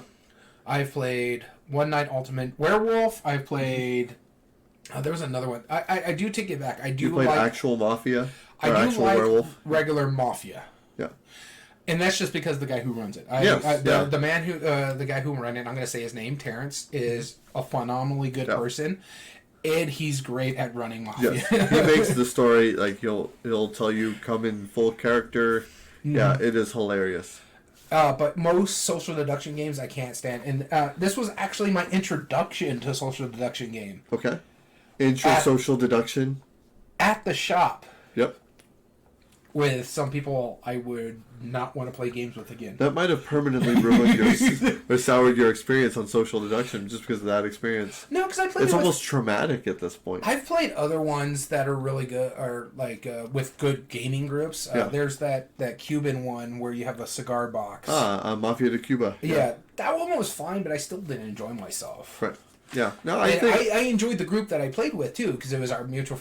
By the way, speaking of Jim, this isn't one of the kind of games you don't want to play with him, because he can work that system. Like, there was a game of Deception Murder in Hong Kong where he was like, before we even started, Danny's the killer. Yeah. Which you were, by the way. Yeah. He was your accomplice! Out of like 12 people, too. That's the funniest part. He was your accomplice, It was too. really unlikely that I was going to be the killer, and I just happened to be the... He was the killer. And on top of that... Jim was his accomplice. And like, my favorite part about that entire game, when we played Deception Murder, which is why it's not on my list, I don't think. But the reason why I like that game so much and I bought a copy is because... how well my friend Jim like manipulated that. He's like, oh yeah, so when Danny's the murderer, and he kept playing that, and that became this running meme while Game Head Geek was explaining the game. Yeah. And then finally he told everybody, close your eyes. Now murderer, open your eyes. And I look up, and he looks over at me and goes, like, and he had to like force himself not to just laugh. You know, he was almost in tears, struggling not to laugh at that point because I would have given everything away instantly. Yep. We could not have asked for a better moment, and that was it. That was hilarious. All right, so that was your number 85. 85. My number 85 is another big drop. And mind you, I kind of know why this dropped, but I'm surprised it dropped this far. It was originally 46, and now it's 85. And it's probably because we haven't played it in a while. Yeah. It is the one game we talk about the most about memorable moments. And I'll give you one clue. New Orleans. Oh, yeah. Lewis and Clark, yeah. That caused that memorable. That's why we put memorable moments on our list. Because of that this game. And it's Lewis and Clark, The Expedition. Yep. The dice game is fine. Yeah, I would play this one over the dice game any day of the week. In fact, Agreed. I actually left both of them in there, and I think the dice game was in the 200s. Yeah. Because this game is so good, it didn't need a dice game. And I know, like, some people, like, they prefer the dice game. I don't know why. This is pure and simple a race game. We talk about New Orleans because our friend, and we talked about it on the podcast before, he went all the way back to the tip of Louisiana and beat us. Yes. Because at one point, it's just like... we're going into, like, the second set of mountains. We just crossed the first mountains. He's like, bye, guys. Bye, guys. He just launches right on past it. Because it's technically a race game. Like, it's a victory point track, right? Yeah. But it's really just the campsite where you're saving. Yeah. First one to get to the West Coast wins. Yeah. And he was going negative. He was going away from us, and we're like, "There's no way you're gonna." You and me catch are up. like, you're like, I got to catch up to you because I'm already getting close Yeah, to the you and me mountains. were neck and neck the whole time. And Next thing we know, it's like he invented the motorboat or something. It was ridiculous. Yeah. But I love this game a lot. This is one of the few games that Lewis, Clark, and Tesla. That's what it was. So it just introduced vintage Utrecht art to me as well. This is one of the first few games I played of his artwork, which is phenomenal, by the way. I love the little worker placement aspect of it. Yep. I love the resource management of it because you need the resources to do this. You want to make sure you're at even because you have to go back if you don't set your new campsite. This is what we need to get back to the table. Yeah, this was a phenomenal game. I really enjoyed it. I know why it fell because... the last time we played it was during the lockdown, and that was the digital version. Online, yes. We played on Board Game Arena. That's where we got that memorable moment where he's just came back from the back. Yeah, but it was fantastic. Such a good game. It for an older game too. It's really still stands the test of time. Yes, most certainly. Number 85, Lewis and Clark, The Expedition, from 46 to 85. 84. Starting with me, we're almost to the end. This is my 7th new game to the list. And it's because one of my favorite things in the whole wide world is history. Mm-hmm. This is probably one of my favorite historical times. This is the Space Race. We played this in a 4-player game, and it was phenomenal. This is one small step. Yep. We're racing to the moon. You and Dong were playing the Russians. Yep. Me and Bryce, our friend Gamehead Geek, was playing the Americans. And it was just like, at first I was like, I don't know how this team thing was going to work. I don't know how I'm going to like the team aspect of it. And then you could just hear like, well, if you do this and this and this. And then he and Bryce were talking about, if you do this and this. You just hear the whispering on the side, and then you start playing the characters Which out. I think at the time was the very first time Dom and I had been on a team together. Like, we don't tend to play many team games, but that worked. Yeah. And the Gamehead Geek and me have been friends for years. In fact, it's because of you we became friends. Because we met at the original crew of at the game shop when they were in their old place. Yep.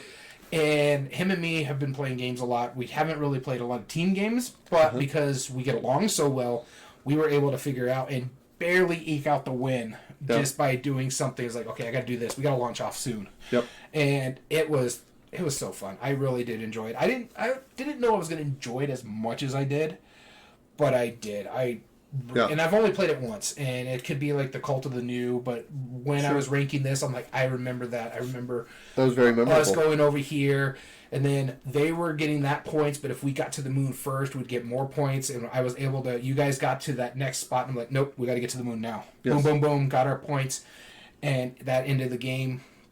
Oh, it was so fun. I really like this game a lot. One small step by Academy Games. Nice. My number 84 was 92 last time. It jumped up a little bit. It is a party game that doesn't outstay its welcome. In fact, it's a cooperative party game that I know you love. Cooperative party game? Yep. Concept? Nope. That's not really cooperative, is it? No. Yeah. Man, I'm trying to remember what a cooperative party I'll give you a hint. It has little dry erase card stands. Oh, just one. Just one. Yeah. Great little game. I thought it would have been like So Clover or something. No, I mean, I like that one, but So Clover is out of the 100 for now. I like this one better just because of how simple it is. In fact, so much I like So Clover and I like Just One that I ended up buying Fun Facts, the newer one. I want to play that one. I want to play So Clover too. Oh, that's right. Every time we do this, I forget that you've never played So Clover. And like, they're all very different games, but they all have that same little niche of like, oh, these are fun little games. They work well. It's simple, but it works for what it's trying to do. So Just One is very simple. You're going to have a card on a little card stand, whoever the player is that's getting the clue. Let's say it's bread. That's always my go-to example. And they're going to say a number from one. Yeah, it's one of the 5 words. You just say a number from 1 to 5 instead of rolling a die, which most trivia games make you roll a die, and this just like, oh, just pick a number. Like, just. I mean, Geek Out makes you roll a die. Yeah, Geek Out makes you roll a die. Everything makes you roll a die, and then this is just like, oh, there's 5. Like, just pick a number from 1 to 5. It's fine. You don't know what you're going to get anyway, so it doesn't matter. Let's say it's bread. Everyone has to write a 1-word clue to try and get me to guess the word bread. So you might put loaf or rye or sandwich or whatever. But after everyone's written their 1-word clue, before I'm allowed to see it, they compare all their answers. If there's any duplicate, can't have that. You can only have just one, so those are eliminated. And there was this group of 2 women and their daughters who were just like best friends like for many years, and they would play this game at the shop. And I remember they had such an in-sync mind that multiple times there would be one person guessing, all 3 of the other players would compare, and they'd all flip it down and go, there you go. And they would go off of nothing, and they're like, well, I'm going to pass. But knowing how well they were in sync, they probably could have guessed it and got it right. The thing what people don't understand about this game, or who haven't played it, is you want to pass if you don't get a clue or you can't figure it out. If you guess wrong, you lose because it's 13 cards. Yes. And so you're basically just trying to score all the cards out. Yes.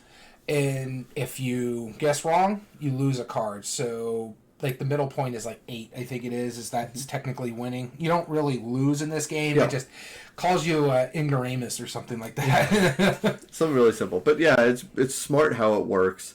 It does a really good job because you want to be so specific that it makes sense, but so abstract that no one else will pick it. Yeah, exactly. And that fine line is just it's up there with like code names. It's that fine line of like, you want to give out the words so specific, but not specific enough. Because someone might steal it in code names, and this one is just like, oh, there it goes. Yeah, we're working together. We done messed up. Oh, and by the way, when you're writing clues down, you can't communicate. Yeah. So exactly. You have to. Just go with it. Our go-to when we play this one is basically a warning, don't you go for this word. Without saying anything. You're going to threaten me with your eyes. Just give them the bug eyes. Yeah. Alright, so my 83, correct? That was 84. Okay, yeah, 84. We're going to 83. 83. My 83 instead dropped from 37. And that's another drop. And it's because I own a physical copy of this game. I have never played a physical copy of this game. I've only ever played it digital. so much that I loved it that I wanted to buy a copy of it, and I finally found a copy of a real copy, and I haven't played it yet. It's not Onirim, because you've told me. No, I've played Onirim as the card game itself. Physical copy. This is a Euro game. Of a game that you've played only online. Yes. It was one of the earlier games on Board Game Arena. I'm just trying to think, because the only other one I can think of is Terra Mystica, but I know you don't own that one. I don't own that one. I have played that one, but I haven't. Yep. This is Expedition Northwest Passage. Oh, okay, yeah. I've been ranting and raving ever since we've started gaming. I'm like, I like this game a lot. And you found that one at Bookman's, right? No, I ordered it online. Yep. From somebody who happened to be selling it in a few hours away in our state. So, worked out well. But yeah, I ordered it from them, and I got it in the mail. Finally found a copy. I was so excited, and I have yet to play my copy. And you have yet to play a physical copy. I have yet to play a physical copy. I don't know if it's going to completely diminish the value or hugely raise it. I have no idea. But I have nothing but fond memories every time I played it. Doing it, it does some really interesting stuff. It's a tile laying game, right? You're trying to find the Northwest Passage, and so you could be either on sled or by boat. If you have your characters on the boat, they can only work where the boats are. But of course, you could deploy them on sleds and have them try and also find the passage. This is tile laying, but every round, ice and different levels of the board start freezing over. Okay. And so you have this little disc that's half blue, half yellow. And everything below the disc, that's the blue half, everything's frozen from that point. So if your boat is there when it's frozen, it can't move from that point on until it thaws out on the next season. However, if it's yellow and above that, it's there's a bunch of spotted areas where there are icebergs, but they're broken apart. So you can only travel so far on a sled by making these. In the process, you're also trying to find cairns. You're trying to find relics that are over there. It's kind of like a half worker placement where half of your team you probably want to stay on the sled because otherwise, or on the boat because otherwise you won't be able to maneuver it any other time. Mm-hmm. And the other team you want to deploy onto the sled, but how much of each, and knowing that you'll only be able to use that number of actions for that. It's a delicate balance that it's brilliant every time I've played it digitally. So that's why it dropped, honestly, is because I don't know how much or when I'm going to play it next. Okay. That was my 83. My number 83 is new to the list. Again, this is my 8th one now, and I get to keep track of it for everybody here. This is a game that you showed me. It is basically Space Base. But basically Space Base? Space Base. It's basically... It's got that mechanism where... Space basically? Yeah, Space basically. But talking about the bloody end theme, this is a theme that people aren't really gonna enjoy, especially if they're religious. Okay. Never mind. Now, I know what this is. I like this one. Speaking of Stephen Road games, I love this game a lot. Our mutual friend is not a fan of it. Yep. I'm surprised it made it in my top 100, but I'm also not surprised. It's just silly. It's silly fun. If you've noticed, a lot of my bigger games have made big stumbling drops, but yet my smaller games are moving up. Other than Dragonwood, I mean, the Game on Fire made it into the top at 10. Yep. Mm-hmm. So I'm not surprised that this is here. This is Let's Summon Demons. It's a fun game. It's Space Base, I would say, is a better game. Machikoro, kind of up there with Space Base in game style wise, but for me, that Space Base dropped out, mind you, partially because it hasn't been played a lot, and it can stay longer than it really should. This one doesn't, and I have a great time with it because you're basically trying to be the first person with 3 demons, I think. 3 demons, 10 souls. Yep, and it's a very fine game. It's very fun. I love the awkward shape with the circles, or the cards are rounded like a coaster looking kind of thing, but I like why it does that because it's supposed to be like a pentagram. It's so fun, so much so when we went on our most recent Bookman's run, when I saw, you could kind of see it above me, they have the Kickstarter set for the original trilogy. I basically bought it just for Let's Summon Demons. Yeah. Because I like that game a lot. Let's Dig for Treasure is a fine game. Mm-hmm. I haven't played the Don't Talk to Strangers, Yeah. We almost did. We almost did. But I specifically bought it for Let Summon Demons. I'm like, I don't care about these other two games as much as I really do enjoy Let Summon Demons. To the point, I keep asking you, hey, it's at the shop. No, it's sold out. Hey, is it at the shop yet? That one's sold out. Like perpetually sold out. Yeah, so I was like, okay, you know what? I saw it there. I picked it up. Yep. So you can get like the 3 new ones up there. Yeah, so I'm not surprised. Let Summon Demons moving in at number 83. Number 82. To you. So this number 82 is my next one. That is legitimately new to me. And I wasn't familiar with the source material when I first played it. And it does some things that are similar to other games that I do enjoy. But I was like, when I first saw it, I was like, I'll give it a try. And then we played it. We didn't play it. Then I played it with a group. And I was super enamored with it. It does what these other games do, but way better. This is an IP off of a movie. A movie? Huh? Off of a movie. Me liking a movie game. Rear Window? Rear Window. Yes. Oh my goodness, Rear Window is cool. That's right. You only remember the fact that your father was a big fan of this movie. But right, and I ended up watching it because it was in the top 100, and I finished watching all top 100 greatest movies of all time. So I saw it, and I was like, I actually really like the movie. The movie's really good. I like the movie a lot. I love how it's just 2 camera angles, real simple. What this game does better is there is a possible hidden traitor, kind of. It is either going to be fully cooperative, where everyone's working together to figure out who's in which windows, or there is a murderer, and then the director is against the players. And what makes it set apart is that the director, they're trying to get everything else correct except for the murderer, if there is one. Otherwise, they're working entirely together. And the conversations that the players have trying to figure this out, trying to, like, one of my favorite parts is that you can put down a couple cards as the director face down. And that's a great way to get rid of cards, because you have to play all 8 cards in your hand. And up to 2 of them could be face down. And I remember when I was playing against them, or playing with them, I haven't played it with the trainer part of it yet. But we were playing against them, and one of the players, he was like, I'm going to look at one of these face down cards just to see, because that's one of the player abilities. They looked at it, they're like, this is very specific to something that we don't have yet. I bet he's going against us right now. I was like, no, that's why I put it face down. And you can't say anything about it. But I was like, that path that you just led on was totally the reason why I put it face down, so you wouldn't have to do that. Because that has nothing to do with what I'm trying to give hints for. I am not going against you, right? And just when they did that, he must be a traitor, because this has nothing to do with the rest of them. Like, I love that leap of logic. It was hilarious. I mean, this game, you do not have to know anything about the movie. You do not have to like the movie.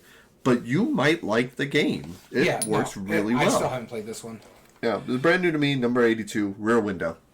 So, for this, I was thinking, like, while you were talking, I'm like, because I've heard you talk about this game a lot. Yes. So, I was just sitting there thinking, like, you haven't played this, right? No, I haven't played it. I'm like, what other Hitchcock film would be really good as a board game? I'll tell you one. One of our friends, Trayun, that works at the shop, saw Millie Fiore set up and went, whoa, like, oh, that board's busy. You know, this should be Alfred Hitchcock theme. This should be Vertigo, because I just got it right now. I get that was hilarious. No, I was thinking Strangers on the Train.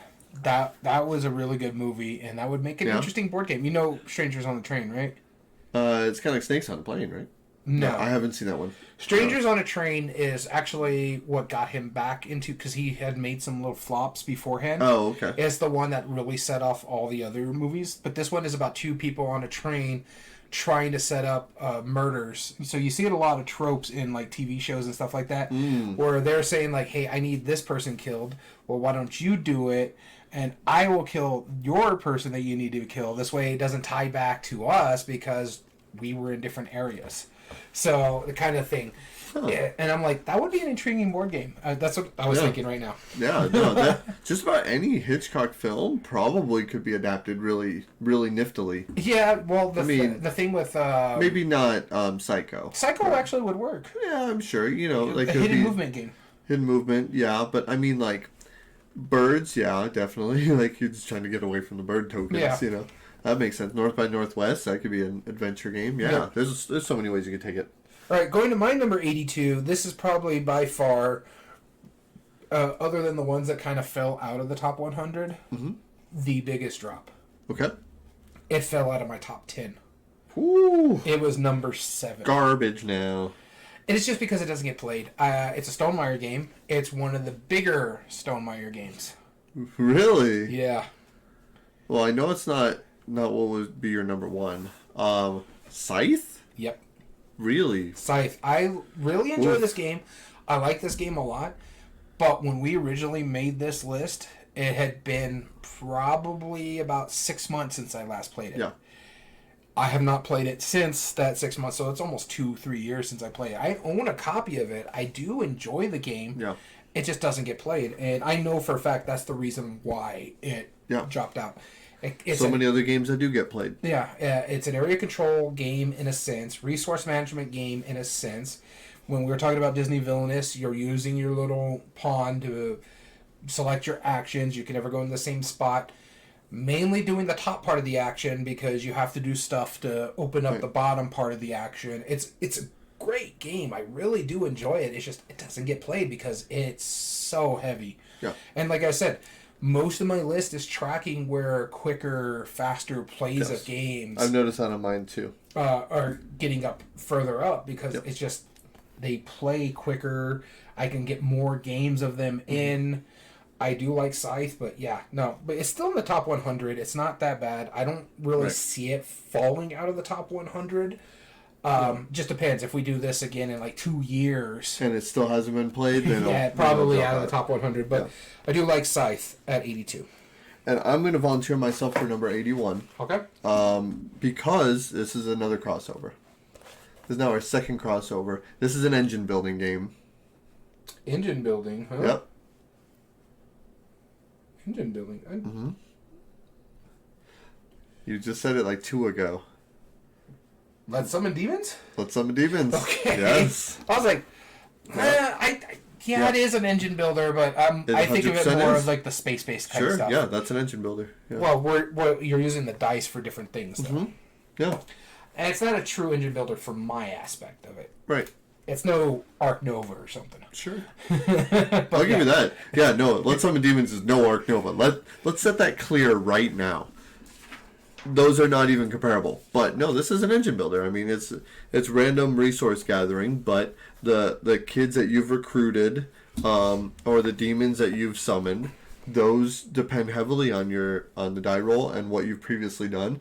You have to get that engine building, but then you have to determine when is the best time to sacrifice the kids and the animals in order to summon those demons. Yep. And at that time, because those are great abilities, but they only apply to you. I love the tongue-in-cheek about this, too. Yeah. Sweet Jesus, is one of the characters, right? Like something Rotten Donnie. Rotten Donnie, yeah. Like, there's so many hilarious, like, just spoofs, very tongue-in-cheek, very Stephen Rodas. I get why people don't like it. Like, I've had, out of all the games that I've shown off and taught people, this has gotten some of the most backlash of people refusing to play it because of, like, summoning demons is a very touchy subject. Yeah, especially where we are, because it's heavily Catholic out here. Yes, exactly. Yeah, so that's very much like, no. Like, we don't joke about stuff like that. Mm-hmm. It's basically Bruno out here, Yeah, you don't talk about it. Yeah, but... Anyway, Let's Summon Demons. It's a hilarious game. It is my favorite in the series. I don't think you're going to see any other Stephen Rhodes higher in this. I'm giving spoilers already. But that is my favorite, and it's awesome. So you're not going to see anything higher than that for me. So yeah, so there you go. My number 81. Let's Summon Demons. Exactly what you said. It's a phenomenal game. So right now, I have it marked down. We have 2 crossovers. Yes. If we do 2 crossovers on every list, I win. It would be 10. We'll find out. I think there's going to be more. I really do. All right, my number 81 is another one that did a big drop. This one specifically is a game that you finally played, and it's part of a trilogy, in a sense. Okay. Part of a trilogy. Huh. Esque. People consider it a trilogy. Yeah. They actually play very differently from each other. It's not one of the, like, Paladins or... No, it's not a Shim Phillips. Not assume Phillips. Okay. You just finally played this. Oh, yeah. Rising Sun. Rising Sun. Yeah. It was my number 25 originally, and now it is 81. Yeah, it was okay. It did some cool things. I like this game. It's my favorite out of the three. That's why it's on the list. The other two are not. Ankh, I don't even think made it past the 200s. Blood Rage, I know for a fact, went from 40 to 105. So it fell out of the list. I don't know which one would be my favorite of the three. Probably neither of them. Or none of them. Like, I mean... Fair enough. They're all okay. I really do like Rising Sun a lot. I like the diplomacy aspect of it, where Yes. you're working with a partner, but you can betray them if it makes sense for you to betray them. I know a big reason why you weren't too keen on it, because you're not a fan of area control. It's probably Right, one of my I'm really not an favorite- area control fan. It's probably one of my favorite area control aspects of the game, because you know which ones are setting up, and it's like, Right. I already have that territory. Do I really want to go in there and Yes. try to fight for everything over there? I do like getting the big bads and putting them on the board. I like the modular ability of this one. So if you want to play with different big bads from like the Kickstarters, you could take certain cards out from like the spring or the summer and put those ones in for you can play with those big bads. So yeah, it's falling because it doesn't get played a lot. It's my favorite out of the Blood Rage, Ankh, Rising Sun trilogy. In a sense, I wouldn't really call them a trilogy, only just because they're different pantheons in a sense. You have the Oni, Japanese, and Rising Sun. You have the Egyptian and Ankh, and you have the Vikings, Norse and Blood Rage. So I do like it, but I can understand why it's falling. One, it doesn't get played a lot. No. Two, it's a hell of a teach. I remember when he was teaching it to you, you were like, and you're someone that teaches a lot of games. No, that doesn't mean I pay attention, though. That's the problem. No, but I'm saying, yeah. Imagine throwing this to people who aren't gamers. Right. Or who are just relatively new into gaming, and they're like, hey, I want to try that. Right. Honestly, I would teach Blood Rage over Rising Sun. Just because a lot of the moving parts, and the honor system, and all this and that. I do really enjoy this game, but I can even see this falling off my top 100, just because those games are not going to stay on my top 100. Again, like I said, it looks like I am going more to quick, easy, fun games. Yeah. So that was it. Very cool. So that was our top 100 through 81 games. Stick tuned for next week so you can join us for numbers 80 through 61. Yep. We're going to do 5 weeks of this top 20, unless we have to skip a week for whatever reason. It's going to happen. Another reason why I kind of want to do this one in a sense is because of I'm going on a trip in March. Yes. You're going on a trip in April. Yes. So we kind of want to get stuff filled in. Yes, exactly. Yeah, because that'll be around the beginning of our next season. So we definitely want to get that taken care of. But hope you guys have enjoyed this episode so far. We think this is really important because we want you guys to compare your styles versus our styles. And then this will help you get more informed with games that you haven't played yet. And what we mean by that is this has been very valuable to see. Like, if I watch all the Dice Tower guys or any Brothers Murph or whatever, anybody who does a top 100 list, the person who aligns most closely with me is the person that I will be most likely to listen to in the future. That's why we think this is important. Yeah. So we hope that you found some comparisons between ours and yours. If you're a Daniel out there, you probably have good taste in games. Yep. Represent. And so, but we want to thank you so much for tuning in. If you ever want to reach out to us and say hi on one of our, or watch us live on one of our live Twitch streams, like our friend Chaos, who joined us today, you can join us at twitch.tv/everydayboardgames. As well as all video re-uploads are found on YouTube at Everyday Board Games 2020. And if you like what we do, there are 3 things you could do to help us grow on the platform. Subscribe if you're not, like the video, and comment down below and tell us your thoughts on the subject. As well as all audio versions can be found on most podcast platforms under Everyday Board Games Podcast. This includes Spotify, Google, Amazon Music, and Podbean. And if you want to reach out to us directly, which is what I was about to say earlier, either to say hello, give us ideas for future episodes, or even enter in contests that might be happening in the future, email us at everydayboardgames2020@gmail.com. And again, you can also get in contact with us directly on our Twitter account. We don't really look at it all that much, so just FYI, the email is the best way. Yep. But if you want to, it's at EVG Podcast. So we're going to thank you so much for tuning in. As always, I've been your host, Daniel. And I've been your host, Daniel. And thank you for listening to Everyday Board Games. And remember, every day is a good day for board gaming.